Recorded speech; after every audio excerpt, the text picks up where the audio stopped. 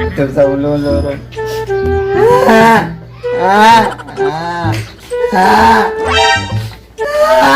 Inuusa mo kaniya. Ang hilak ka, pre. Inuusa mo ka, pre. Uy, nasa ka? Inumdum ko sa lolo ron, 40, ay, 40 o 40, masiguro, maawa naman na, 40. Nasa di yung lolo namatay? Tapos ay, kaning, kay 40 na buhi, patay yun.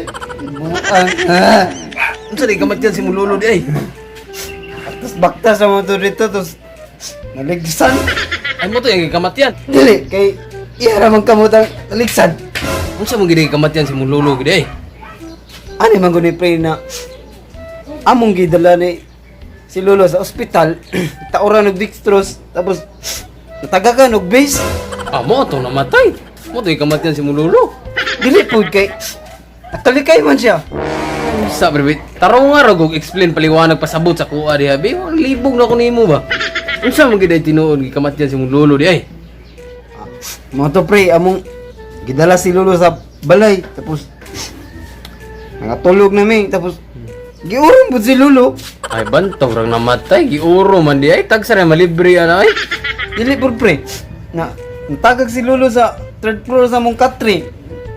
Ito nakamata. Tay ning trabaho abre. Binuang man imong mga istorya pre. Unsa man gid ay taro nga ko ba? Unsa man gid kamat yan si mong lolo di ay. Mo to pre na natagak si Lolo sa katri nakamata.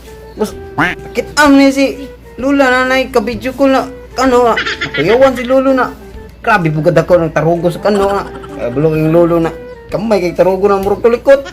Mo to gi atake sa kasing-kasing si Lolo na naisakit sa kasing-kasing giatake. Ay mo di kamat yan si mong lolo di na heart attack. Ay kog nag nakasurvive magyapon ti mong lolo na grabe na magyagian si mong lolo. Taas ako kinabuhian ng mong lolo. Ang good pre kay naka-survive pa gud si Lolo sa kay matuyon niya to.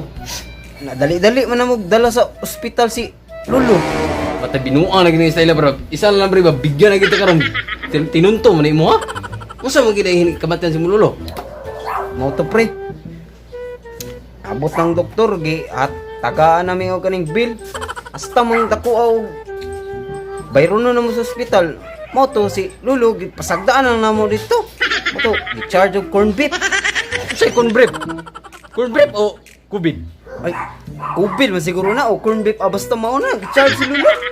Mo to pre gi sunog si Lolo. Tapos mao pa mo to advice sa doktor.